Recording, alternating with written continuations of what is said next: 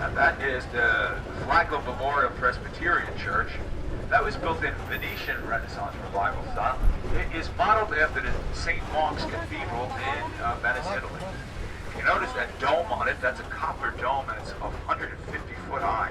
The old Alcazar Hotel was used as overflow and as a recreational center for the Ponce across the street. Now, it had everything you can imagine for recreation. Notice as we pass, I'll slow down a bit. If you look at the doors, on the door handles it says Woolworths. That's because this was a Woolworth store at one time. And back in 1963, this was the Woolworths that had the protest against segregated lunch counters, which started off the civil rights movement of the 1960s. That all happened right here. There was also a TV series that was filmed at this location, Ripley's Believe It or Not TV series, aired in the 70s, the 1970s. I saw it. I remember watching it. It shows my age. Now, if you're exiting here, please exit to the right and wait for the sound of the bell. And go down backwards as if you're going down a ladder, and use those uprights and handhelds for support. Now, let's see. Okay, here we go.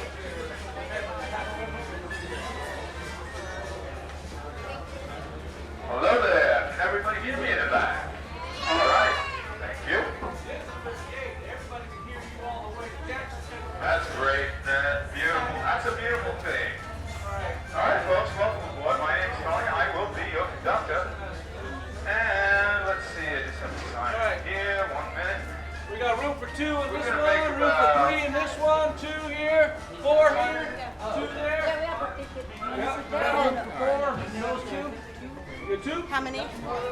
4? Okay, we're going to make about 22 stops today on our journey, and it should take us about an hour, 25 minutes. You're welcome to get off at any of our designated stops and enjoy the city's attractions. Another trolley follows this one every 15 to 20 minutes for you to reboard. Now, while you're on board, there is no smoking, no vaping, no consumption of alcohol. Please limit personal conversations so everybody can enjoy the tour, and keep all body parts and personal possessions inside the trolley. We don't want pollution. Now, I'm just about ready. I think we got, ooh, what did I do with my radio? Oh, can you hit, Bob, can you hand me those 2 things? Yeah, thanks. All right, we got a couple of minutes before we get to go ahead. In the meantime, if you're just joining us, this is the old jail on our right, that pink building. They painted it pink so it wouldn't look like jail, but it's a jail. And you can take a tour of the old jail. They'll show you what prison life was like back in the day. And it wasn't too cozy, I'll tell you that. And on our right is also Gator Bob's. That's you can find food and refreshments there. They have public restrooms. They have discounted souvenirs there. There's also a free museum inside, which is nice. With your ticket, you get to show a free small museum. And on the left is the Old Store Museum. That's got a lot of stuff in there if you want to see what a general store looked like from the 1800s. Yeah? All right, we're getting the go-ahead, folks. Thank you. Yeah. Cameron, get off your phone. All right, we're good to go, folks. Here we go. All right, we're Off the phone. gonna have a good time today. We're gonna see the city and enjoy the. Well, I hope you like history because we're gonna be talking a lot about the history of St. Augustine. Like I said, whoops. Go ahead. The building on the right was the old jail. It was an old jail. It functioned as a jail from 1891 to 1953. Has 8 recorded hangings in there. They'll show you all about prison life if you take the tour. On the right, that black car that you see as we exit the parking lot that says property of the old jail, that was a mainly portable convict car that used to take prisoners to and from the job site when they worked on the chain gang. But they didn't come home at night. They used to just stay at the job till they finished the job. Could be a few weeks sometimes, and they slept on that car on metal bunks. Prison life was not what it is today, I'll tell you that. Anyway, so now we're going to do the history of St. Augustine. Oops, we got some pedestrians crossing. Okay. St. Augustine is America's oldest continually operated European settlement. It is older than Plymouth Rock, older than Jamestown. A gentleman explorer by the name of Ponce de Leon he traveled with Columbus on his second voyage in 1493. And he became the first governor of Puerto Rico. While he was governor there, the natives told him of a magical fountain that could be found that would grant eternal youth. Well, he went in search of that fountain, which was said to be located on the island of Bimini. He missed Bimini and he wound up on the Florida shore, and that was during the Easter season of 1513.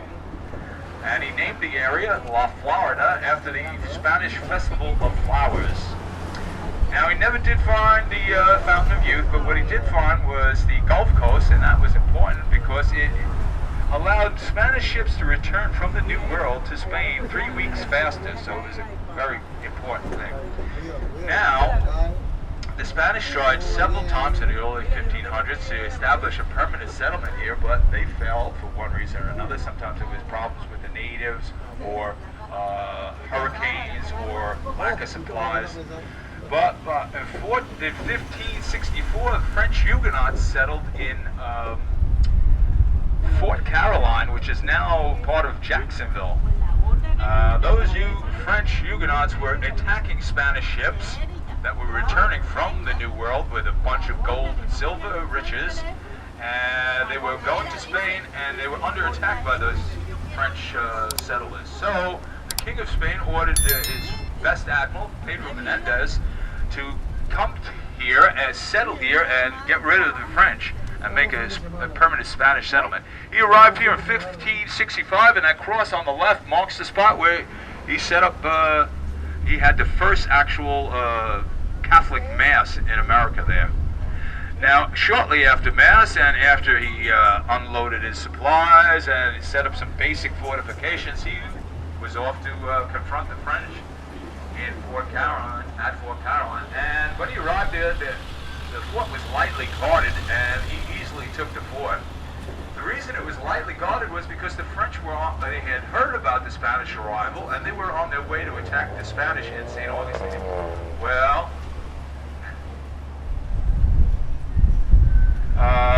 the French traveled down the coast of Florida in a 12-ship armada, and unfortunately for the French, they hit a hurricane, and they were shipwrecked just south of St. Augustine. There were about 250 survivors. And when Pedro Menendez came back, he found those survivors. He basically, he wasn't the nicest guy. History is filled with a lot of violence, and he just kind of butchered those survivors and tossed their bodies in the bay.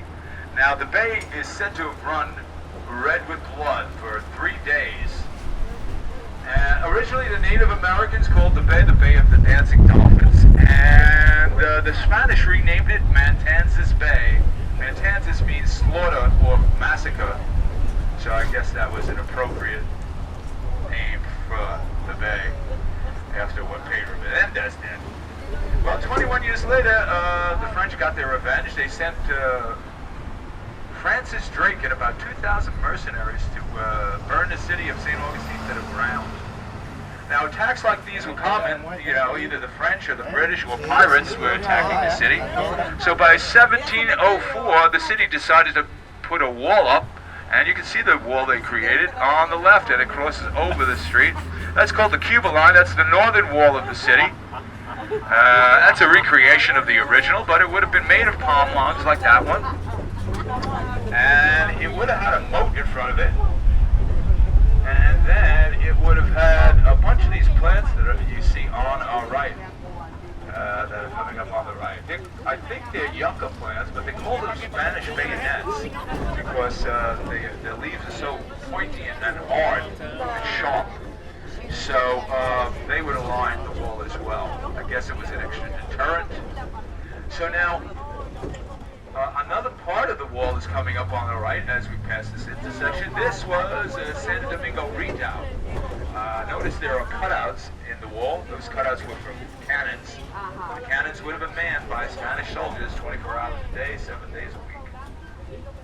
All right, we're going to jump forward a little bit, leave the colonial era, and go into the Flacco period. In 1910, the building on our left was built. That was the Orange Street School. That taught grades 1 through 12. The teachers in those days were paid about $1 a day. And the students were taken to and from school in horse-drawn carriages. And the drivers of those carriages were also paid about $1 a day. It functioned as a school up until 1981, and today it is the office buildings of the St. John's County Board of Education. Okay, the traffic is starting. Oh boy. It's a busy day. Well, it is Sunday. We're going to hit some traffic probably today, but this won't take long here. Now, the building on our right is called the Historic Downtown Parking Facility. Well, there's nothing really historic about that building. I think it was built in the 1970s. But on that land once stood the famous San Marco Hotel. Now, the San Marco Hotel was Florida's first grand hotel. It had electricity, it had steam heat, it had its own theater also. And Henry Flacco came down here in 1883. He stayed at the hotel. Now, can we pull up a little more? Exactly what I thought. If we don't pull up, those cars are just going to move forward. Okay, I feel like I'm back in New York. I left New York to get away from traffic, and St. Augustine is just, anyway. Okay, well, we're on a roll now. Okay, so Henry Flacco came here in 1883, celebrated his honeymoon here with his second wife, and he fell in love with St. Augustine, and he vowed to make it a resort area to rival the French Riviera. Now, Henry Flacco was the second wealthiest person in the world. The first was the King of England. Henry Flacco was co-founders of Standard Oil with John D. Rockefeller. And you know, I'm surprised I never heard of Henry Flacco in high school, in history, or in college, really. I don't remember hearing about Henry Flacco, but he was instrumental to the history of Florida, and really a very important figure. Years later, John D. Rockefeller admitted that he was the brains behind Standard Oil. So now, if you want to get an idea of what the San Marcos look like, the Hotel Renaissance on the left over there is a small-scale replica of the hotel. But the original San Marcos was 5 stories high, 2 huge towers, and 260 foot wide, and you can see it out at sea for about 15 miles. So we're gonna talk a lot about Henry Flagler throughout the day. Right now we're at stop number 2. That is the Visitors Information Center. You can find out inside. They're very helpful if you need information about the city's attractions. And if you exit here, please exit to the left and wait for that bell. Then go down backwards as if you're going down a ladder. Oops. Have a great day, folks. Okay, welcome aboard.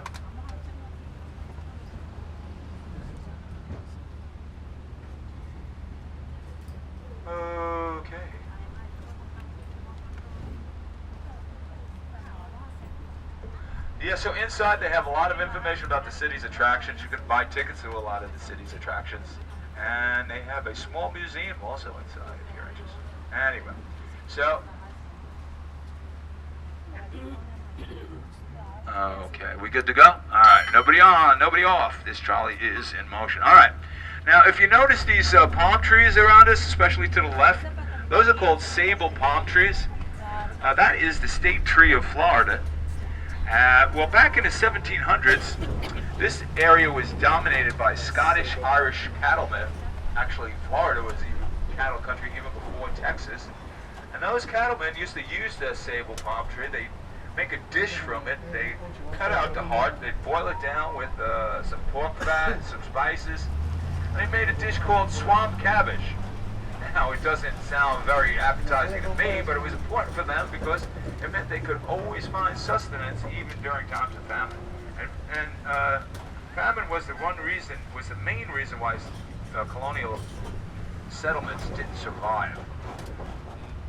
Now, the Spanish had a name for those Scottish-Irish cattlemen. They called them Los Craqueros, or crackers, because of the sound of the whips they used to drive their cattle. It is said you could hear the crack of their whips a mile away. And they actually used the crack of the whips to communicate with themselves, with other groups. Okay, so now, on our right coming up is the Huguenot Cemetery. Huguenot Cemetery, notice it's outside the city wall. Only Catholics could be buried inside the city. Now, in 1821, there was a large yellow fever epidemic that hit St. Augustine. Up to a third of the population here perished. And at that time, they had to bury people, as many as 25 people per headstone in that graveyard. With the last person in getting the honors of having their names on the headstone.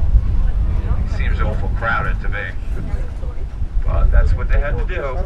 Now, we're coming up to stop number 3, Paulis Wax Museum.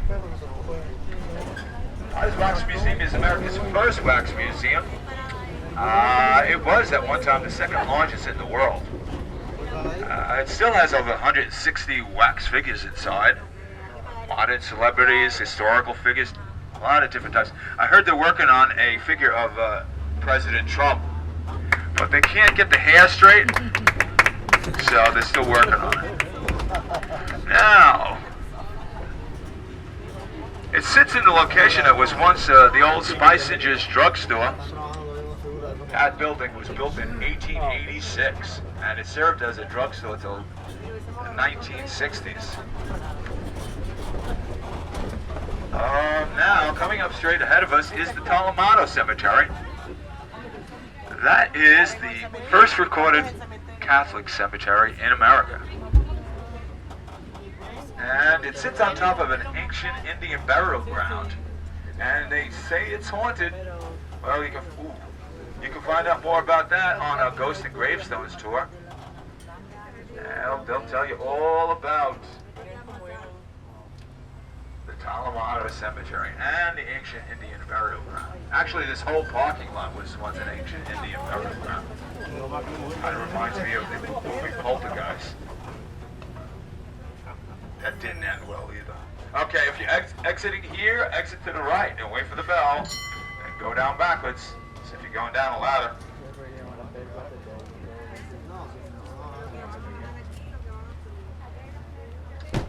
Okay.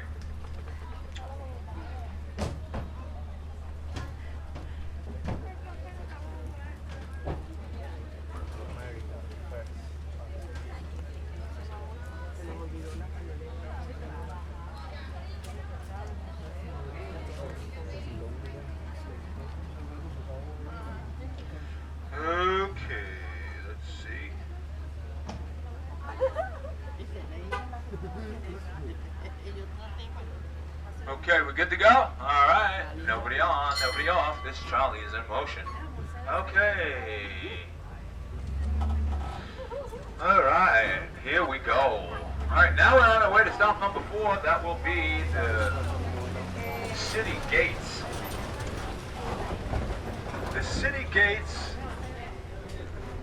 well, The wall, the Cuba Line was built in 1704. About 100 years later, they put up the city gates, those two columns that you see on our left. And that would have been the only way in and out of the city to the north. They closed at dusk and didn't open again until dawn. So you had to make it home by dusk or you slept outside the city. And that wasn't too safe because there's a lot of wild animals in those days, and probably some wild Indians. Now they wanted to tear them down in the early 1900s, but the daughters of American Revolution protested, and they got them to keep them as a landmark. Now, on our right is St. George Street. St. George Street, go ahead. St. George Street is the heart of downtown. Now, this person is not supposed to be in my... Okay, he's good enough to move. St. George Street is the heart of downtown St. Augustine. It's a great place for a walk. There's plenty of shops and restaurants there. And there's also St. Paulis's Greek Orthodox shrine. You can see that. That's really marvelous. And look at this. And there is the old wooden schoolhouse that you can take a look at. And it's a great place for a walk on a day like today. If you're exiting here, please exit to the right and wait for it. Go down backwards as if you're going down a ladder and use those uprights as your helps.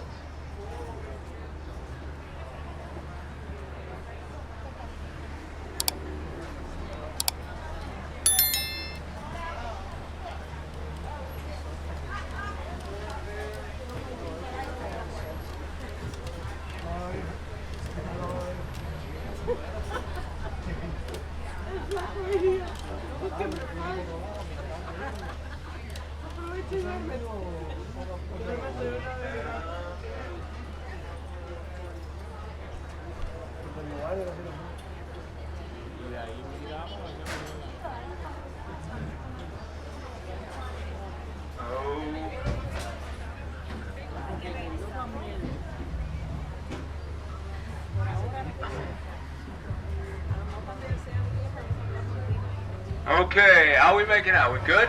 Good to go? All right, thank you. All right, Charlie is in motion now.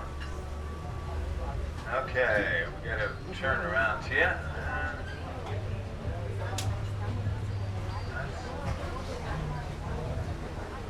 Okay, if you notice the fort on our left, that is Castillo de San Marcos.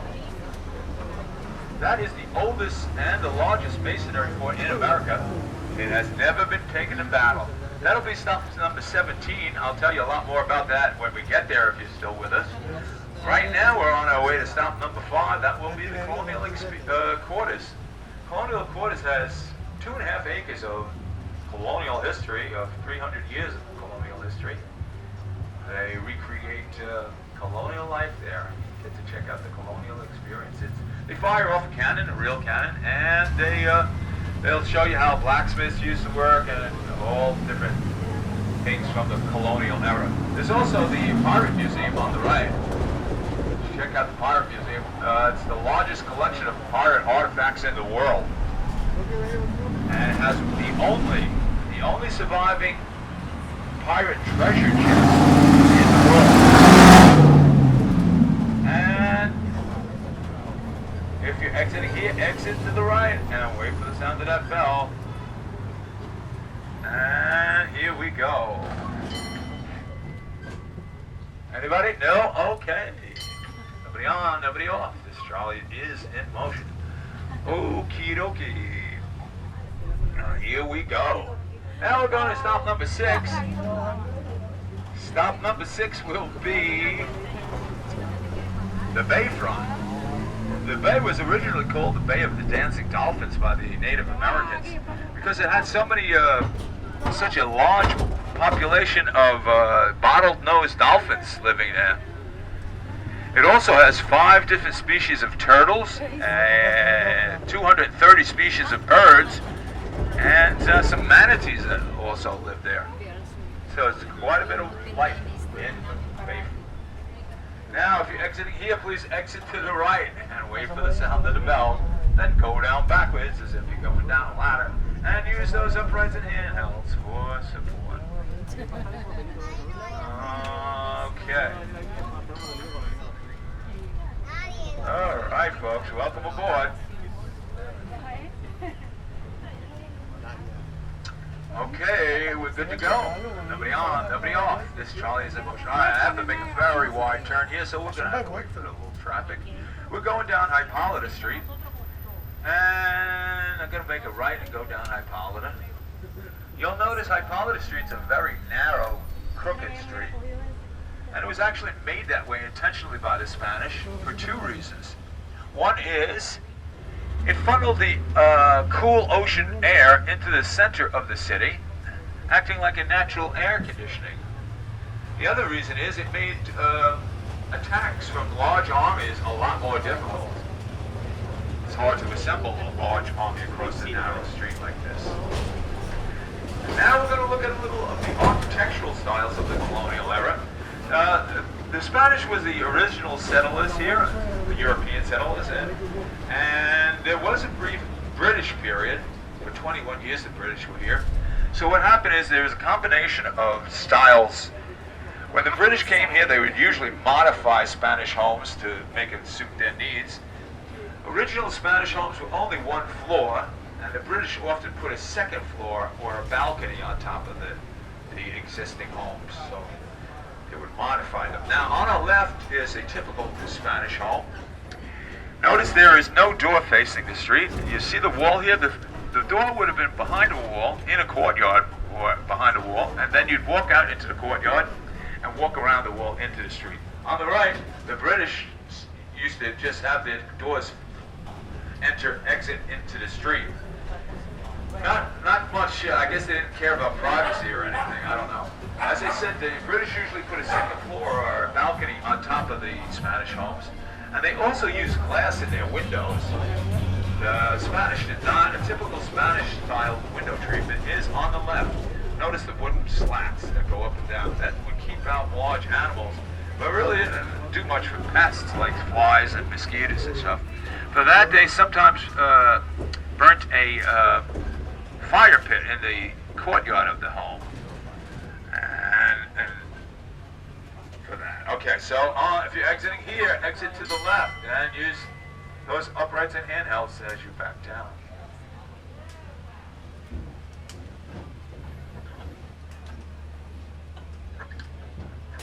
Okay, we're good to go. Nobody on, nobody off. This trolley's in motion. Now, we're entering the Minorcan quarter of the city. Go ahead. Minorcans were a Mediterranean people. They came from the island of Minorca, south of Spain, together with some Italian settlers and some Greeks. And they came here to work as indentured servants on an indigo plantation in New Smyrna, which is about 50-60 miles south of here. This was in the 1760s. When that plantation failed, they were practically starving to death, and they were allowed to come here as refugees and given this quarter of the city. That was in the 1770s. The Minorcans were the only settlers here for a brief period of time after the British left in the 1780s. The Spanish hadn't returned yet, so they were the only inhabitants here for a brief period. And there were only about 600 original settlers that came here, Minorcans. And I recently read today that there are over 10,000 descendants of those original Minorcans that still live in the city today. And, okay, they're very active too, and they have social groups. And now we're going to jump forward to the Flagler era again, the Gilded Age of Henry Flagler. Henry Flagler, if you were with us in the beginning, I told you he wanted to make this a resort area. And to do that, he needed to build some hotels. Well, he found the perfect piece of property for building a hotel on, right in the middle of this city. But there was one problem. There was a church on it. Well, he met with the congregation of the church, and he offered to build them a new church if they would sell him their land. Well, they finally agreed, and the church he built for them is on the right, the Grace United Methodist Church. That was originally in the center of the city. Now that church is built in Spanish Renaissance Revival style, as was most of the buildings that Henry Flagler built. He wanted to reflect the Spanish heritage of the city. And that was... Now, after he built that church, the Baptists came to him and they said, as long as you're building churches, can you build us a church? Well, he said no, but he did agree to give them a piece of land if they could raise the money and build their church within 2 years. And they did. They raised the money, they built the church, and the church they built is on the right. That is the Ancient City Baptist Church. That was built in 1895, but it was built in Romanesque revival style. Now there was one stipulation he made. He said, if you're going to build a church, you cannot have a bell tower. Now, some people say it was because he lived in the area, he didn't want to hear bells all the time. I don't know what the reason was, but there's a joke going around that because it doesn't have a bell tower, it gets the Nobel Prize. It's not my joke, but I figured I'd share it with you anyway. So, now, coming up, well, Henry Flacco had 3 children. He had 2 daughters and a son. One of his daughters, Jenny Louise, was the apple of his eye, and she was pregnant. She had a child, Marjorie. Unfortunately, Marjorie passed away a few days after birth. And then within a few weeks, Jenny Louise also passed away. So, of course, Henry Flacco was very distraught and upset about it. And in their honor, he built the church on our right. And that is the Flacco Memorial Presbyterian Church. That was built in Venetian Renaissance revival style. It is modeled after the St. Mark's Cathedral in Venice, Italy. If you notice that dome on it, that's a copper dome and it's 150 foot high. Now, they do self-guided tours on Saturdays. If you're interested, it is beautiful on the inside. You might want to check it out. Now, Henry Flagler, his first wife, his daughter and granddaughter are all entombed inside. Now, if you're going to exit here, exit to the right. It's a little tricky. These cars are... Anybody? Okay. All right. So that is the Flagler Memorial Presbyterian Church. Now, remember I told you he wanted to build some hotels. Well, he did. The first hotel he built was the Ponce Hotel, and that is right in front of us. That was turned into Flagler College in 1968. It was originally built in 1887 and finished in 1888. It was the first building, one of the first buildings in the world to be built with the intention of having electricity in it. So it was wired from the beginning for electricity. If you remember, the light bulb was only created in 1879. So this was 1887, and it was very new. Now, if you notice that smokestack was for the 4 electrical generators that were installed by Thomas Edison, who was a good friend of Henry Flagler's. One of those electrical generators is now on display at the Smithsonian Institute. It had electricity here even before the White House, and 5 presidents are credited with staying here. The last one was LBJ in 1964. As I said, electricity was new in those days, and it had electricity in every room, running water in every room. Now, a lot of the guests were afraid of electricity, and so the hotel had to hire employees to go from room to room just to turn on and off the electric. They were called switchers, and that was 1888. I mean, it was new. So, it was an opulent hotel, only for the very wealthy. It could be rented only by the season, which was about 3.5 months. Even if you wanted to stay one day, you paid for the full season, and it was $4,000 for a season. That would translate into about $150,000 today. So it was, only for the wealthy. Nevertheless, it was a complete success from the minute it opened its doors, so that tells me there were a lot of people with money in those days. This is 1888 again. Now, if you notice as we make the turn, there's a rotunda on the right. That rotunda today is the student cafeteria, but back in the day, that would have been the formal dining room and the ballroom of the hotel. It's had up to 600 people. And it is surrounded by 79 Tiffany stained glass windows that are today insured for $131 million. And they are surrounded by bulletproof, hurricane-proof glass. Now, Louis Comfort Tiffany was another friend of Henry Flagler's. He actually designed the whole interior of the hotel. And there are tours of the hotel, of Flacco College. A lot of the original furnishings and fixtures are still inside. It's almost like a cathedral in there. It's crazy ridiculous. And there are 11 Austrian crystal chandeliers that are still inside, worth approximately $5 million each. Okay, so now we're on our way to stop number 9. That will be Via Serrata. Henry Flacco had another friend called Franklin Smith. Franklin Smith was a bit of an architect, and he also liked to travel a lot. He traveled Europe, and he was in Spain, and he saw the Alhambra Castle in Granada, Spain, and he came back and he modeled this winter home on that castle. This was 1883. This was built. We're going to pull up right in next to it, and you'll see it. Now, he also noticed a new building technique they had in those days. It was called poured concrete.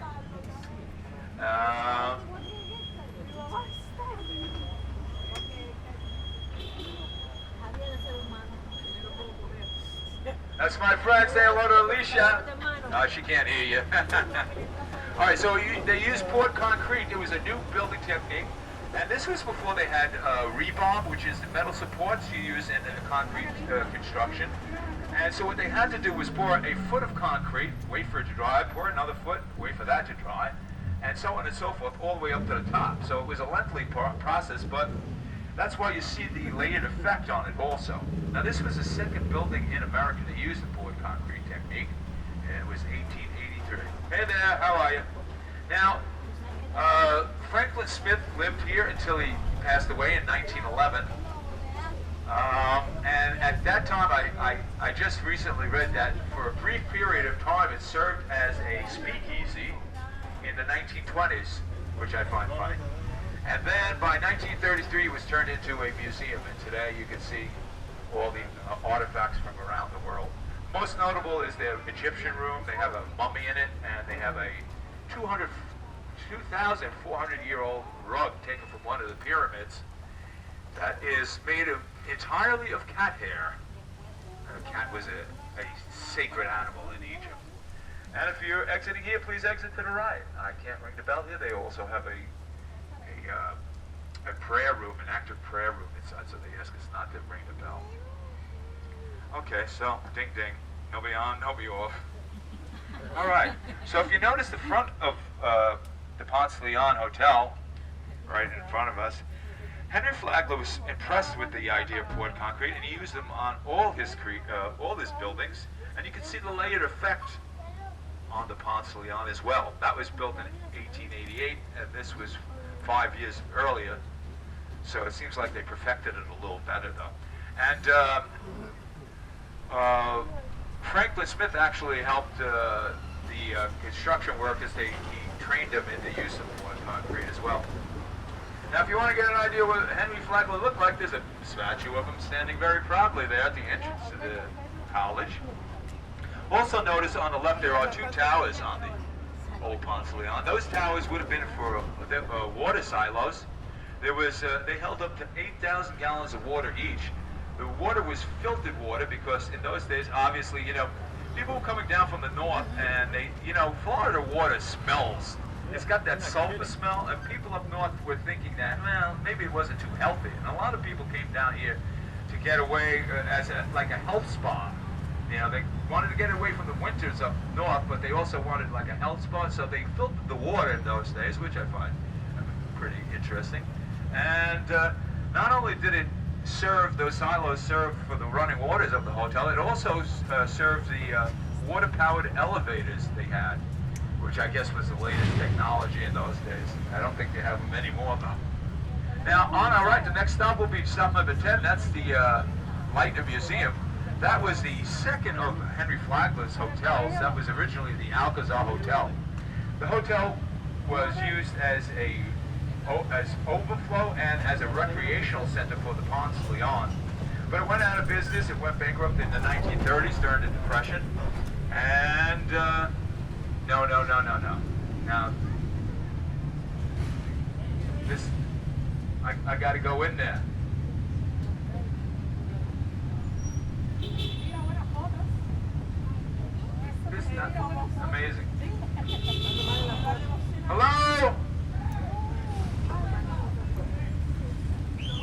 I got a turn.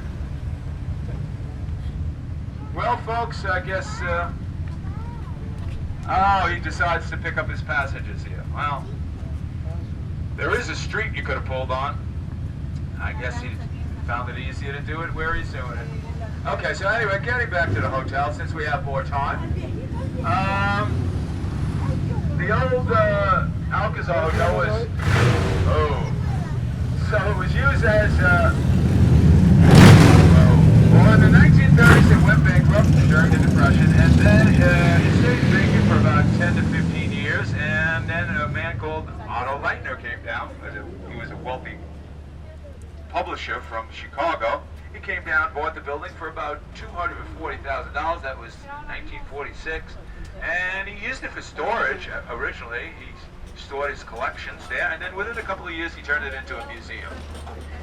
And you can check it out today. Now, if you're exiting here, please exit to the left. Sorry about the wait. Hiya, folks. You can just board and get a sticker later. If you're exiting here, exit to the left. Go down backwards as if you're going down a ladder, and use those uprights and handhelds for support. Okay. Okay. You can just board, but eventually you have to go and get a sticker. I don't have stickers, no, but you can just jump on and... Where are you going? Oh, okay, so at stop number 1, they'll give you a ticket. A sticker. No problem. Just find a spot. So, yes, the old Alcazar Hotel was used as overflow and as a recreational center for the Ponce de Leon across the street. Now, it had everything you can imagine for recreation. Wow, it had a gymnasium inside. It had a Russian sauna, a Turkish bath, Swedish massage room. It had a casino. It had a billiard room, a bowling alley. It had one of the first indoor swimming pools with a retractable glass ceiling, which I always find amazing. This was built in 1889. So, you know, it was said to be a more economical, less expensive than the Ponce de Leon. I don't know how much it cost per. You could rent it by the day instead of the season, but still, you know, it was no Hotel 8 or Howard Johnson's, that's for sure. You know. So yeah, they had just everything you can imagine for recreation. Now, the swimming pool has since been turned into a restaurant, and you can still see the original 4 stairways into the swimming pool. And that is right on the left. You'll see the door coming up on the left. That is the doorway to the old swimming pool, and it is now a cafe. Now, coming up in the parking lot would have been where the... Hey! This would have been where the tennis courts were. In those days, only men could play tennis. Sorry, ladies. The women weren't even allowed to show their ankles in the 1880s. So I guess that's why they couldn't play tennis either. I don't know. Anyway, now we're coming up to the Lincolnville section of St. Augustine. Lincolnville was settled by emancipated slaves after the Civil War, and it also played an important part in the 1960 Civil Rights Movement. Martin Luther King was down here quite a bit. Hey, folks. Now, if you notice that yellow building directly ahead of us, that's St. Mary's Baptist Church, and Martin Luther King gave a sermon there. He also spoke at the church coming up on our right, the Trinity Parish. On our left is the Civil Rights Museum. That was the home of Robert B. Hailing, the first African-American dentist in Florida, and he was head of the NAACP. Hey there. Now, on our left, the second house you see is the home of Miss Cora Tyson. She was active in the Civil Rights Movement. She had Martin Luther King stay at her home, and he signed a Bible. And she's actually still alive. She's 98 years old. Some of the drivers say they see her. They've seen her. I haven't seen her yet, but she occasionally comes out and waves at the trolleys. Yeah, I'd like to see her. But she's still around. So now we're coming up to Martin Luther King Avenue. Now, there are plenty of streets in America named for Martin Luther King. This one has a special distinction. It's one of only 2 streets in America that are named after Martin Luther King that he actually marched on. He marched on this street. The other street he marched on that is named for him is in Atlanta, Georgia, his hometown. So he was here quite a bit. And see a blue house which is under construction. That is the old Yaha Plantation. Yaha was a Seminole Indian word for orange. There were quite a few orange plantations in St. Augustine. This one was owned by P.B. Dumas, the brother of Alexander Dumas, who was the author of the Three Musketeers and Count of Monte Cristo. It's in the middle of getting repaired. They recently sold the building for $850,000, and they're repairing it now. I'd like to see it fixed up soon. So that was the Yaha Plantation. Again, we're going to see other, there's another home that was once a orange plantation. I'll show you a little later. For now, the building on our right, if you notice that pretty blue and white building, that is, was the former home of Dr. Whedon. Dr. Whedon was an army surgeon, and he was actually served as a mayor of St. Augustine in 1835. Now, he also was the physician, the personal physician of an Indian chieftain called Osceola. Osceola was taken captive after the Seminole Indian Wars. Now, they called him Weird Whedon because he served as the personal physician for Osceola. They became friendly, but when Osceola passed away in 1838, Dr. Whedon decapitated the corpse and he kept the head in formaldehyde for many, many years. So, but there is more to the story. I won't get into it now. If you're interested, you can take a Ghost and Gravestones tour. But he was a little weird. It was a little strange. Now we're coming up to the St. Augustine Distillery. That's stop number 11. This was the home of the ice plant back in the day. And the ice plant served Henry Flagler's hotels and the shrimp and fish industry in the area. They produced up to 125 tons of ice a day here. The building has been restored, and it now has a farm-to-table restaurant and a craft, a vintage bar that serves craft cocktails. I haven't tried it yet. It sounds like fun now. On our right is an old delivery truck. That's a 1940s era Chevy truck that was a real delivery truck back in the day. Now they use it as storage. And on the other side will be the distillery. There are free tours of the distillery. You can taste their award-winning spirits. They have vodka, gin, bourbon, and rum. And it's free. That's always a good thing. If you exit here, please exit to the left. Wait for the sound of the bell. And go down backwards as if you're going down a ladder. And use those uprights and handhelds for support. Okay, here we go. You folks want to... Are you coming on? No? What's that? Okay, yeah. Okay, somebody's getting off, so there you go. Okay, I have to call in here.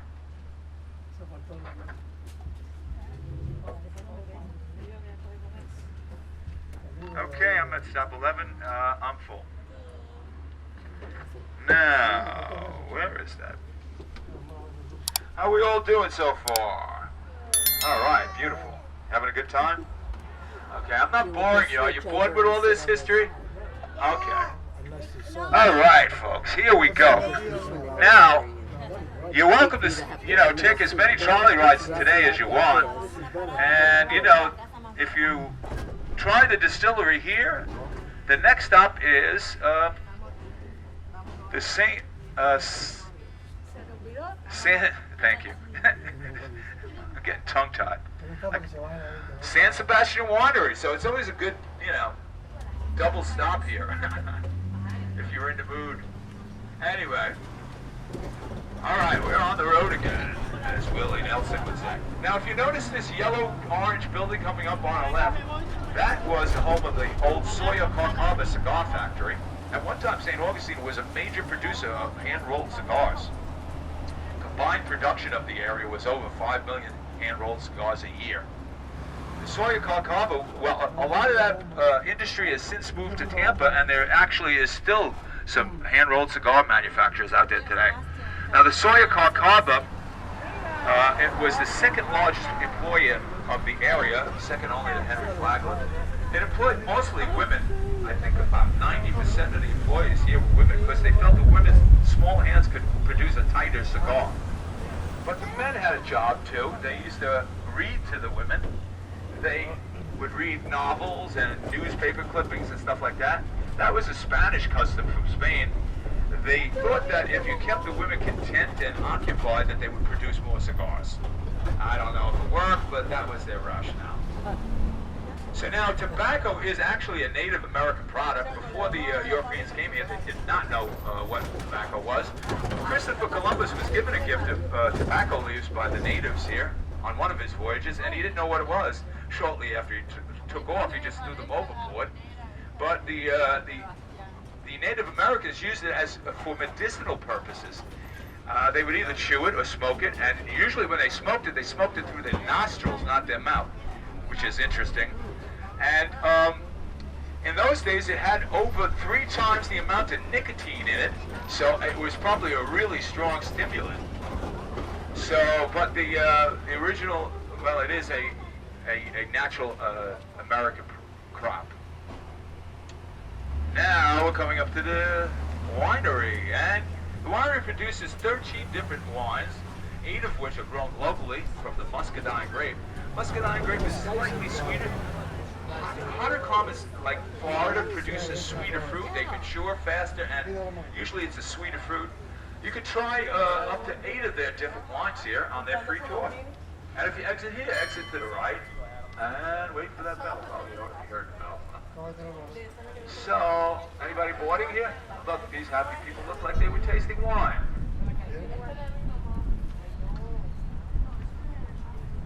All right, have a great day. Okay. All right, nobody on, nobody off. Okay, here we go. It is a summer day here, and it seems like summer again for us New Yorkers. I'm from New York. This is summer to me. Can't beat the Florida weather. Anyway, if you notice this building on our left, today is the St. Augustine Police Department. Thank you, men and women, for your service. At one time, this location was where the Florida East Coast Hospital was. That hospital was built by Henry Flagler. He provided free health insurance to all his employees. Kind of nice. And for an extra 50 cents a month, he would insure their whole family. Now that was a great deal because in those days you could have up to 12 kids per family, you know? So 50 cents a month was a bargain. Now, I recently talked with my boss. I asked him if I could get a similar plan. Nah, he said no way. Now we're pulling into Whetstone's Chocolate Factory. Now, Henry Whetstone was a engineer for Hershey's Chocolate. He came down here in 1967 and set up shop. They have free tours here. They're on a schedule. You'll see the schedule on the board towards the end of the parking lot. And you can find out about the history of chocolate making and the Whetstone story. The story. Now, Whetstones actually still live in the area, and I believe the daughter has an active part in the production. And by the way, chocolate is another Native American product. Was not known by the Europeans before they came here. The cocoa plant. All right, if you exit here, exit to the right. Nobody? Okay. Nobody on, nobody off. Here we go. Now, as we exit the parking lot, you'll notice 3 tall buildings on the left. Today, they're called the triplets, and they are today the dormitories for Flagler College. But back in the day, that would have been the office buildings and the depot of the Florida East Coast Railroad. That railroad was built by Henry Flagler. Now, Henry Flagler realized that if he was going to have a successful resort town, he needed to have good transportation to get people and products to and from his hotels. Well, in those days, there were 5 different railroads between Jacksonville and Daytona, and all of those railroads, those had different gauge railroad tracks, so that made interconnection like impossible. So what Henry Flagler did, he bought those 4 railroads, he standardized the gauge track, and he made interconnection seamless. Now, after that, if you arrived at the depot here from up north or wherever you were traveling from, whoops, sorry folks, you'd have to get off here and take a horse and buggy ride down this bumpy, dirty road to go to his hotels. Well, he made this the first paved road in St. Augustine, and he put electric rail cars on it. With those improvements in the infrastructure, of course, business and people were able to flow more easily, and the resort town of St. Augustine took off. Now, by 1896, Henry Flagler would build railroads all the way to Miami, and he'd establish Miami and places like West Palm Beach as tourist attractions too. And he built not only railroads, but he built hospitals, he built schools, he built, and of course, hotels. And he's basically seen as the father of Miami. They wanted to name Miami after Henry Flagler, but he insisted they name it after a river that flowed through the city called the Miami River, which is an Indian name. So Henry Flagler, I really never remember reading about him in history in high school or college, but he was instrumental to the history of Florida, and especially St. Augustine, West Palm Beach, and Miami. Now on our left is another orange plantation. That was the Markland House. That was owned by Dr. Andrew Anderson, who was a good friend of Henry Flagler's. Henry Flagler actually stayed at the Markland House a couple of times. Now, as I said, oranges were there were a lot of orange plantations in Florida, well, in St. Augustine. Now, oranges are not Native American products or crops. They came from Spain. The Spanish brought them here. They thought the climate here was good for growing oranges and citrus fruit, and it worked for a while, but there were a series of freezes in 1835 and another in 1890s, and that one just decimated the orange crop here, and it eventually moved further south. But they are Spanish in origin, oranges. Now, stop number 9 was the Via Serrata. We're going to pass it again. That was Franklin Smith's home. He built that in 1883. And he was a friend of Henry Flagler's, as I said before. After Henry Flagler built the 2 hotels, the Ponce de Leon on our left and the Alcazar on the right, he was approached by Franklin Smith, and Franklin Smith said, I like the hotel business. I think I'm going to build a hotel too. Well, Henry Flagler warned him not to do it, but he went ahead, he did it anyway. He built the Casa Monica, which is straight ahead of us. Now, he ordered a bunch of furniture to be delivered for the hotel. It was supposed to come in by railroad from North Carolina, and somehow it got lost in transit, and on opening day, there were only 3 groups of furniture and 3 registered guests. Well, after months of not having any furniture, he eventually had to claim bankruptcy. He paid $5 million to build the Casa Monica, but it was sold at bankruptcy court to Henry Flagler for $325,000. That's a big loss. Now, what do you think happened a few weeks after? The furniture arrived from North Carolina. So Henry Flagler got it. Fully furnished hotel to boot. Now, some people say it was a little mischievous because, of course, Henry Flagler owned the railroads that it came in on, so they think there's a little foul play there. It could have been, I don't know. Maybe it was a coincidence, I don't know. Anyway, we're now at the plaza. And my throat is killing me, folks. I'm sorry about that. It's a little raspy today. I'm a little hoarse today. Yesterday I was a pony. Today I'm a little hoarse. All right. Anyway, the plaza was originally constructed in 1598, but it didn't get its name till 1812. And if you notice that monument on the left, that's a monument to the Spanish Constitution of 1812, and that's where the plaza gets its name. It's the Plaza of the Constitution. Now, in the early 1800s, Napoleon was running around Europe, and he deposed King Ferdinand of Spain, who was an absolute monarch.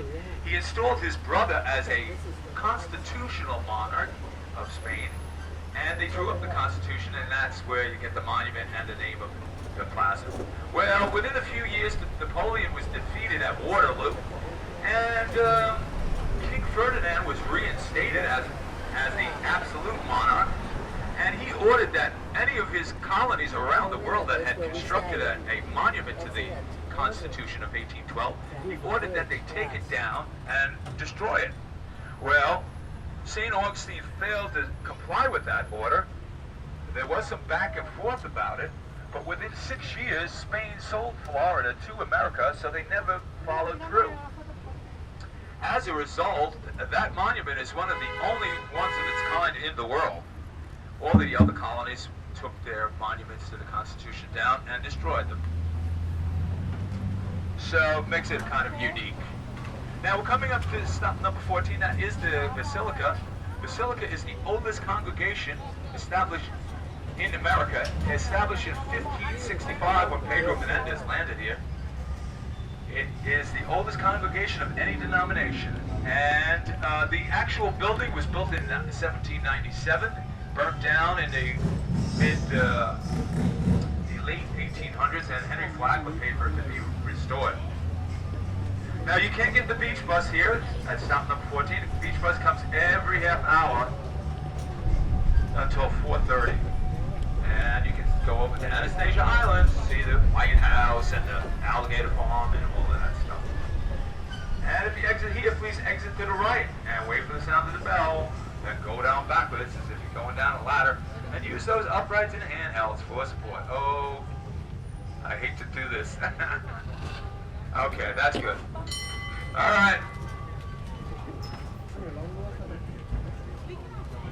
Okay, oh, look at the parrots. Those are colorful too. Look at that.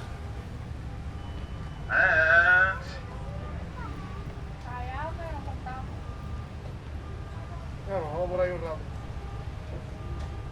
okay.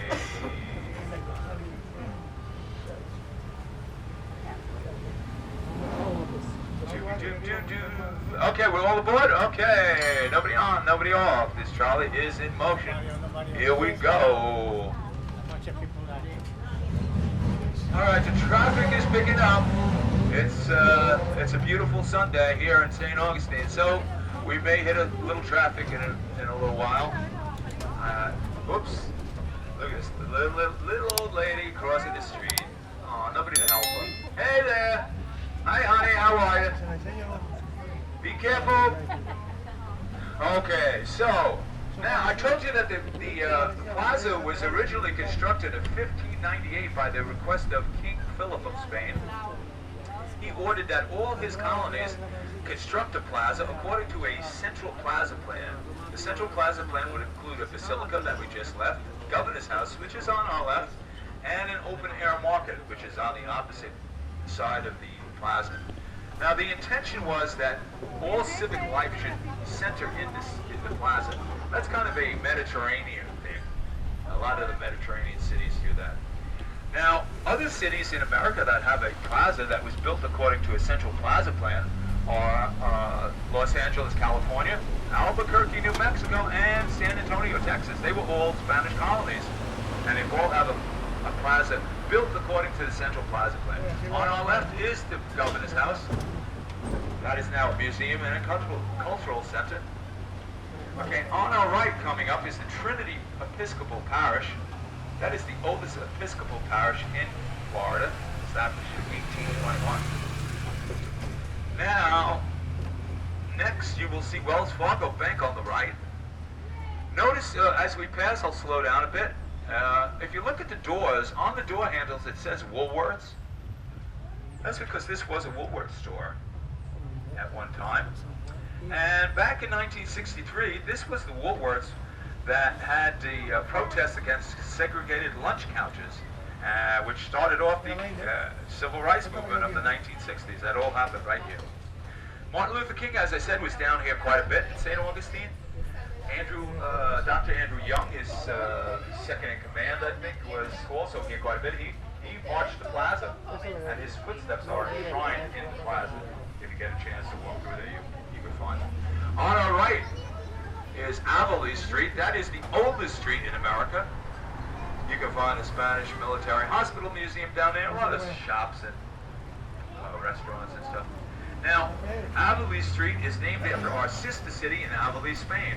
That is the birthplace of our founding father, Pedro Menendez de Avilés. He came here in 1565, and he came here on the first day of the feast of St. Augustine, and that's why St. Augustine was named St. Augustine. Now he landed in this marina, which makes it the oldest continually operated marina in America. It's been in full operation since he landed here. That's 457 years. Okay, so now, well,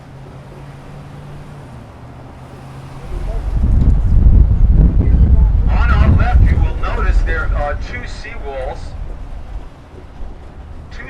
on our left. The outer seawall was built in 1960s by the Army Corps of Engineers. That was to protect the inner seawall, which is the original seawall. That seawall was built in 1838, and that was the last public works project to use slave and prison labor. All right, now we're on our way to the oldest house.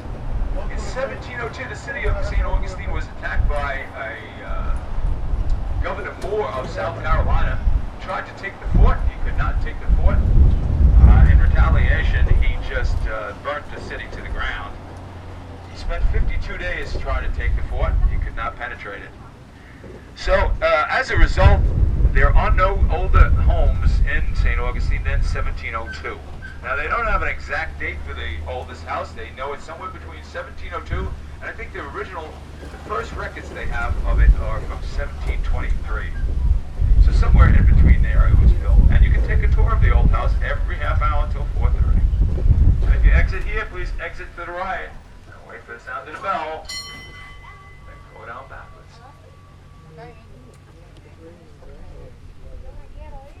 Okay, nobody on, nobody off. This trolley is in motion. Okay, so now we got to take a wide turn here. Hey folks, how we doing? I'm going to have to make a U-turn. And we're heading back to the marina. Just give me 1 second.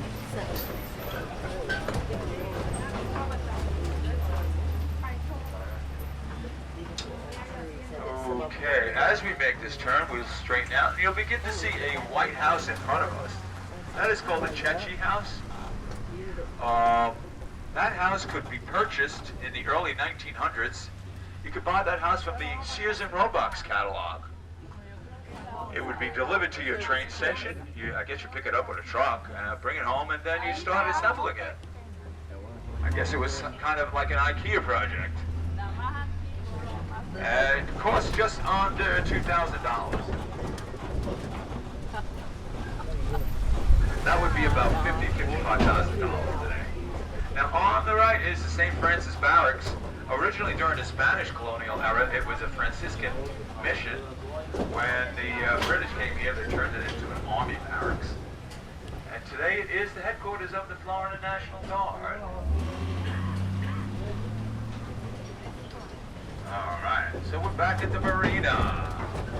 The oldest continually operated marina in America. Now there are a lot of tours, daily tours that go out of the marina if you're interested. Fishing tours, there are sightseeing tours, dolphin sighting tour, there is a moonlight tour, a sunset tour. There's even a tiki hut that goes around, circles the marina. I guess you can sip on a margarita while you're enjoying the bayfront. And there's also a pirate tour, an interactive pirate tour. If you notice that ship coming up on the right, that's the old Black Raven. They have a website, theblackraven.com, I think it is. They have an interactive pirate tour. You get to hunt for a pirate treasure chest. You don't get to keep it, but you get to hunt for it. And then they have a simulated battle with a schooner where you get to fire back at the other ship. Now, yeah, it's called the Black Raven. Now this is where I do my pirate jokes. Anybody want to hear a pirate joke? Alright. So, how come pirates have such a difficult time learning the alphabet? Because they spend up to a year at sea. Alright, one more. So, how come pirates don't like to play cards? Because the captain is always standing on the deck. Alright, if you're exiting here, please, you might want to exit now before I tell another joke. No, I'm only kidding. Now, if you exit here, exit to the right. And go down back. All right, nobody's getting off. Okay, good. All right, so those were my pirate jokes. Thank you.